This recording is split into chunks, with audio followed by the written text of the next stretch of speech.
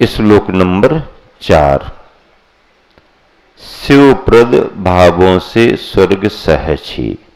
शिवप्रद यानी मोक्ष को प्रदान करने वाले जो भाव हैं, उनसे स्वर्ग तो आपको सहज ही मिल जाएगा। जिस पूंजी से आप महल खरीद सकते हो, उस पूंजी से झोपड़ी, कोई छोटा मोटा मकान तो अपने आप ही खरीद सकते हो। उसमें तो कोई सोचने की बात ही नहीं है। हमारे जो परिणाम हमको मोक्ष दिला सकते हैं, उन परिणामों से स्वर्ग तो हमें सहज ही मिलेगा, कोई सोचने की जरूरत ही नहीं है। व्रतों का पालन और व्रतों के पालन से बढ़ने वाली विशुद्धि और निर्वृत्ति, गुप्ती में आकर के ध्यान करना मोक्ष को दिलाता है, केवल ज्ञान को दिलाता है। तो वो परिणाम स्वर्ग तो यूं ही दिला देंगे। स्वर्ग हमारा प्रयोजन नहीं है, हमारी मजबूरी है। क्या स्वर्ग में जाना हमारा लक्ष्य नहीं है, हमारी मजबूरी है। मजबूरी क्या है?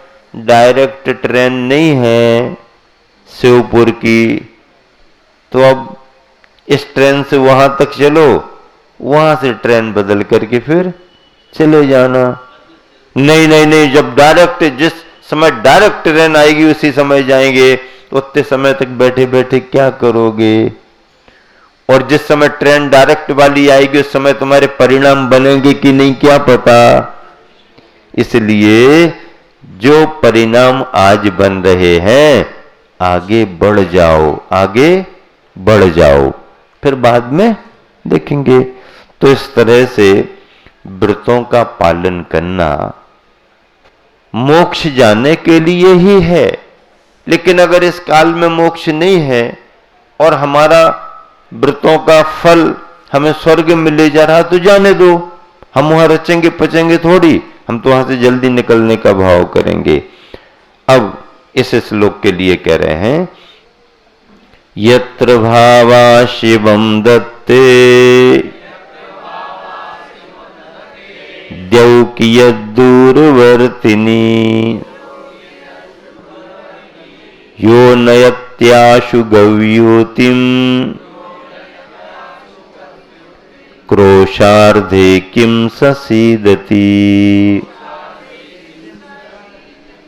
एक साथ मिलकर, यत्र भावा शिवम दत्ते दौकियद्दूरवर्तिनी यो नयत्याशु गव्योतिम क्रोशार्धे किम ससीदति। यत्र भावः, आत्मा का जो भाव, परिणाम, शिवम दत्ते, शिव को यानी मोक्ष को, दत्ते प्रदान करता है, उससे द्यौ स्वर्ग की प्राप्ति की दूरवर्तिनी, कितनी दूर हो सकती है? कोई दूर नहीं हो सकती है। यो गव्युतिम, जो मनुष्य, गव्युति यानी 2 कोस, आसु नयति, भार को शीघ्र ले जाता है, वजन को ले जाता है। जो व्यक्ति किसी वजन को 2 कोस आराम से ले जा सकता है, तो सवह क्रोशार्धे, आधे कोस ले जाने में किम सीदति, क्या दुखी हो सकता है? नहीं हो सकता है। इतना वजन रोज रोज 2-2 कोस तक लेके जा रहा है, तो वह व्यक्ति उतने वजन को आधा कोस नहीं ले जा सकता क्या? अरे आराम से, बाएं हाथ का खेल है। क्या कहते हैं? अब ये समझ में नहीं आता कि दाएं हाथ का खेल क्या होता, बाएं हाथ का खेल क्या होता, लेकिन बाएं हाथ का खेल, इसका मतलब ये है, वैसे तो दायां हाथ ही मुख्य खेल खिलाड़ी होता है। क्या दाएं हाथ से ही सब कुछ काम होते हैं ना?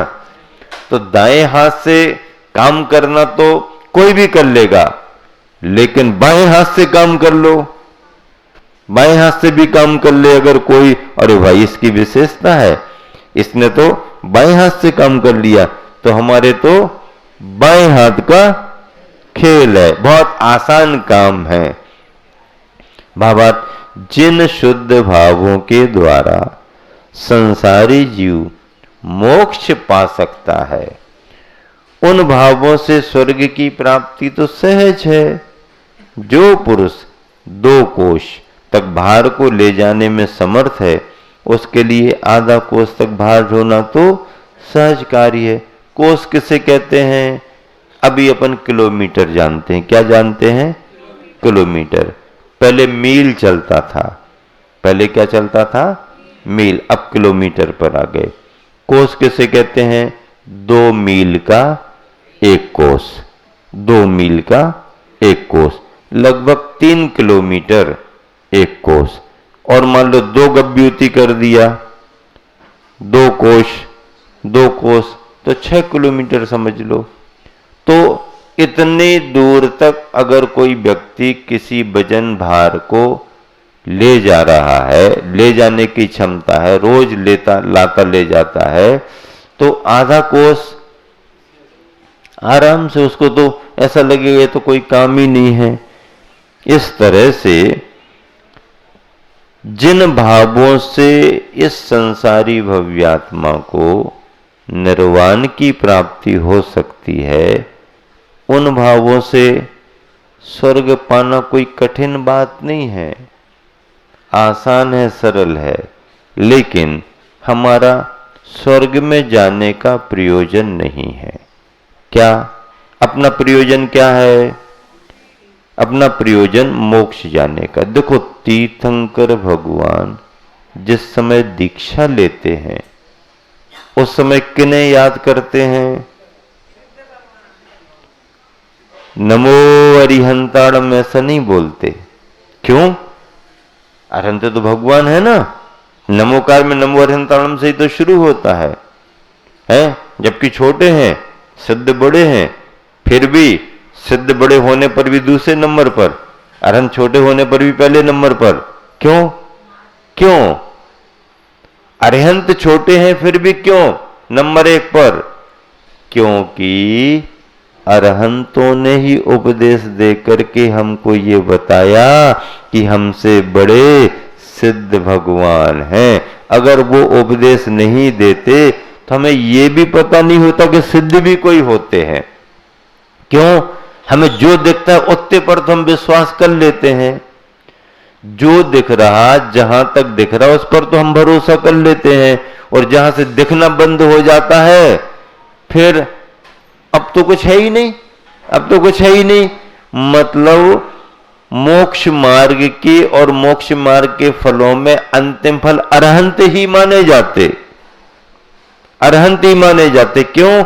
वहीं तक हम पकड़ सकते हैं, वहीं तक हम देख सकते हैं।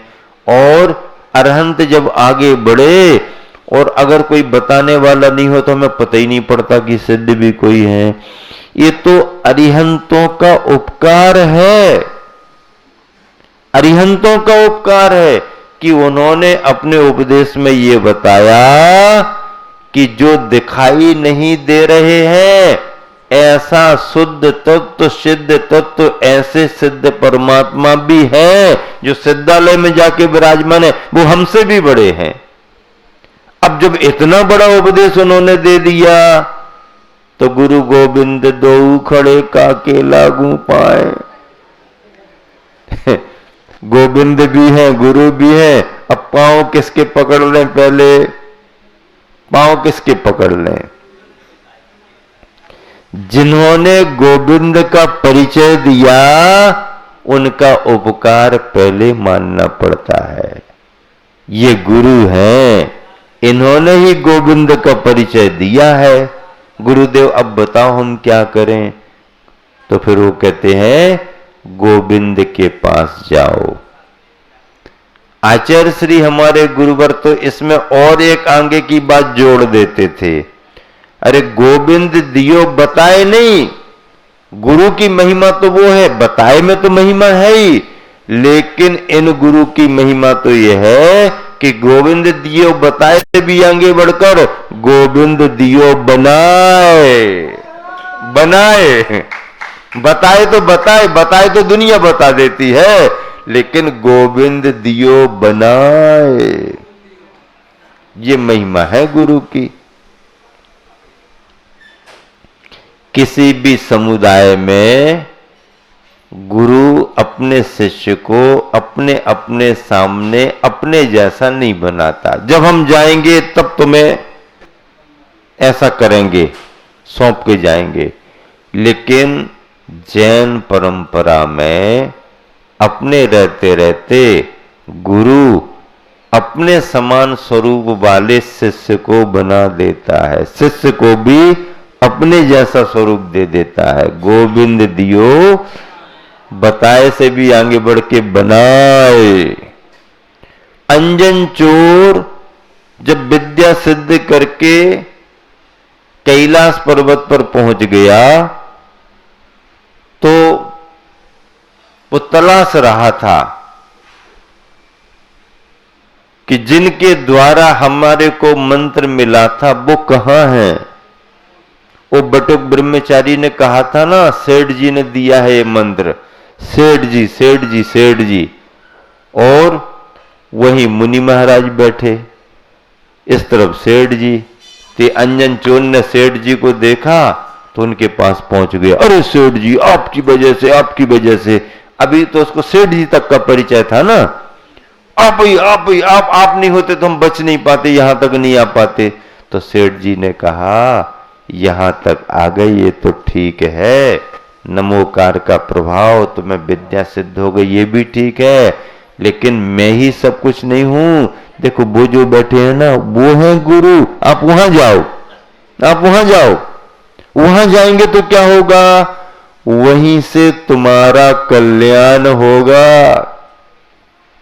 अच्छा वहां जाने पर वो गया, बैठ गया, महाराज हमें कुछ समझाओ, समझा दिया।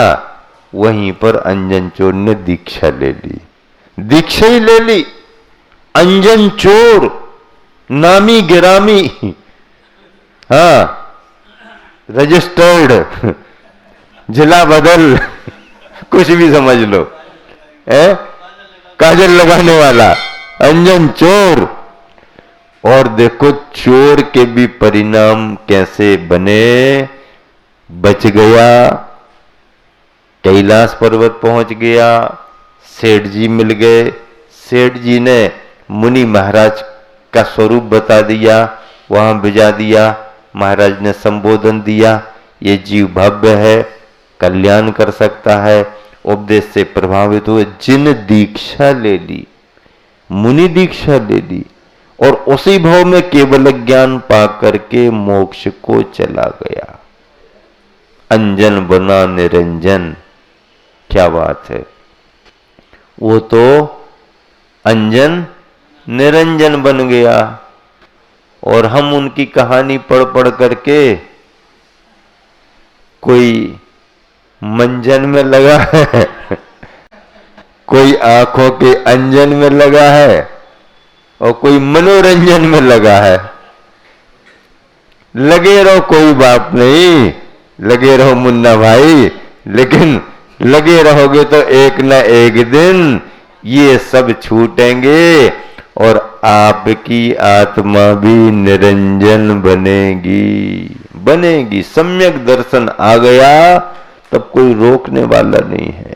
समय लग जाए तो लग जाए, क्या समय लग जाए तो लग जाए, लेकिन मोक्ष जाने से कोई रोकने वाला नहीं है।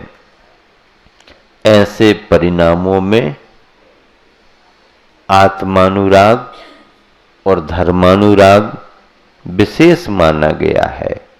विषयानुराग, पंचेंद्रिय के विषय कसायों में दिन रात 24 घंटे लगे रहना, वही उनका जीवन है, वही उनका परिणाम है, दुनिया है। पंचेंद्रिय के विषयों में आसक्त है, वही उनकी जिंदगी। विषयानुराग नरक निगोदादिक का कारण है। धर्मानुराग शुभ गति का कारण है। धर्मानुराग उसके लिए उस पर्याय का महत्व मालूम हुआ है, विवेक आया है, सामाजिक व्यवस्थाओं को समझता है, पारिवारिक मर्यादाओं का पालन करता है, राष्ट्रहित के काम करता है, धर्म के साधन अपनाता है, पूजा पाठ करता है। ये धर्मानुराग है। गृहस्थ की दिनचर्या में जो भी दान पुण्य को लेकर के, दान पूजा को लेकर के प्रवृत्ति है, या देव पूजा, गुरु पास्थी, स्वाध्याय, संयम, तप, दान, षड आवश्यकों की क्रियाएं, चर्याएं, ये सब धर्मानुराग हैं।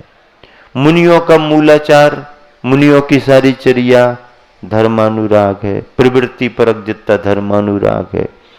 और आत्मानुराग, आत्मानुराग प्रवृत्ति से ऊपर उठ करके अपने आत्मा के परिणामों को समझना, संभालना, ध्यान चिंतन करना धर्मानुराग है। विषयानुराग अशुभ, धर्मानुराग शुभ और आत्मानुराग शुद्ध। अशुभ, शुभ और शुद्ध। अशुभ से बचने के लिए शुभ में लगना पड़ता है। जब तक आप शुभ में नहीं लगोगे अशुभ से नहीं बच सकते हो। विषय कसाय वंचनार्थम शुभोपयोग की प्रवृत्ति है। अशुभ से बचने के लिए शुभ में लगना और शुभ में लग करके शुद्ध को पाने का भाव बनाना शुद्ध लक्ष्य है। शुभ में हम प्रवृत्त हैं, अशुभ से बचना है। अशुभ से बचने के लिए शुभ में लगना और शुभ में लग करके शुद्धता को पाने की भावना भाना, यही मोक्ष मार्ग है। यही मोक्ष का मार्ग है। मोक्ष का मार्ग यानी मुक्ति का मार्ग। मुक्ति का मार्ग। देखिए पद्यानुवाद पढ़ते, उसके पहले दोहानुवाद। दोहानुवाद ऊपर देखें। जिन भावों से मोक्ष हो स्वर्ग सहज ही प्राप्त, भार ढोए दो कोस जो अर्ध कोस क्या बात। पद्यानुवाद गुरु जी का। जिन भावों में नियम रूप से मिलता है जब शिवपुर है, उन भावों से भला बता दो क्या ना मिलता सुरपुर है। सुरपुर दुर्त गति से जो वाहन यात्रा कई योजनों की करता, अर्धकोश की यात्रा करने में भी क्या वह डरता। जिन भावों में नियम रूप से मिलता है जब शिवपुर है, इतनी बड़ी पूंजी है कि उससे मोक्ष मिल सकता है।